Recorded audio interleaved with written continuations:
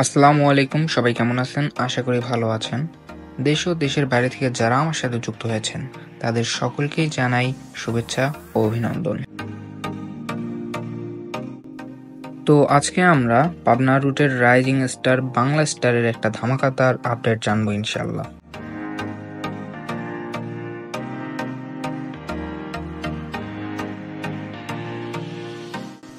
মূল প্রসঙ্গে যাওয়ার আগে সবার কাছে অনুরোধ থাকবে, ভিডিওটি ভালো লাগলে প্লাস ভিডিওটি ইনফরমেটিভ মনে হলে অবশ্যই লাইকের পাশাপাশি চ্যানেলটা সাবস্ক্রাইব করে পাশে থাকা বেল আইকনটি অল দিয়ে রাখবেন।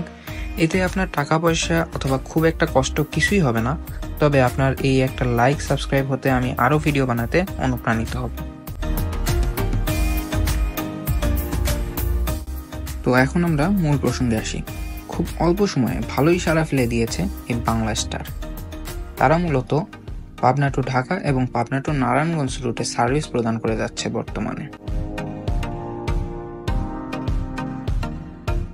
বর্তমানে তারা প্রতিনিয়ত তাদের বহরে নতুন নতুন লাক্সারিয়াস বাসগুলো যুক্ত করে যাচ্ছে।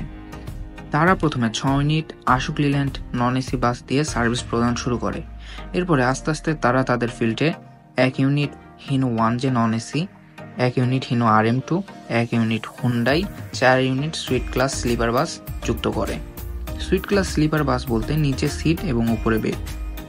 এবং বর্তমানে রিসেন্টলি 2 ইউনিট ফুল স্লিপার বাসও যুক্ত করেছে তারা। তো এখন তাদের বহরের দুটি গরম আপডেট আপনাদের সাথে শেয়ার করব।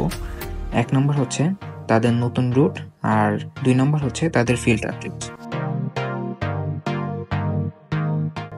বর্তমানে পাবনা টু নারায়ণগঞ্জ এবং পাবনা টু ঢাকা রুটের পাশাপাশি বাঘা টু কল্যাণপুর রুট চালু করেছে তারা, এবং উক্ত রোডটি অলরেডি উদ্বোধন হয়ে গিয়েছে।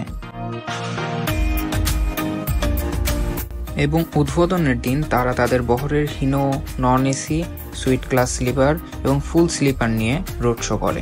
বলা যায় খুব জাঁকজমকভাবেই তারা তাদের এই বাঘা টু কল্যাণপুর রুট চালু করেছে।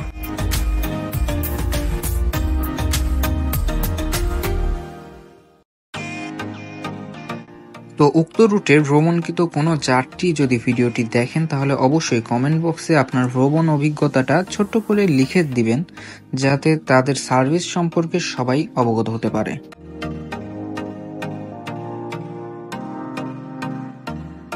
আর বর্তমানে তাদের ফিল্ড আপডেট হলো তাদের বহরের একমাত্র RM2 বাসটি সম্পূর্ণ রিবডি করে সুইট ক্লাস স্লিপার বাসে রূপান্তরিত করা হবে। তাদের এই RM2 বাসটি অলরেডি গ্যারেজে আছে, কাজ চলমান। তো তাদের নেক্সট আপডেট RM2 রিবডি হওয়ার পরের আপডেট পেতে চ্যানেলটা অবশ্যই সাবস্ক্রাইব করে পাশে থাকা বেল আইকনটি অল দিয়ে রাখবেন, যাতে আমি ভিডিও ছাড়ার পরপরই আপনাদের কাছে পৌঁছে যায়। তো ভিডিওটি আর বড় করব না, দেখা হচ্ছে সামনের কোনো ভিডিওতে। ততক্ষণ সাথেই থাকুন। সকলের সুস্বাস্থ্য কামনা করে আমি বিদায় নিচ্ছি। আল্লাহ হাফেজ।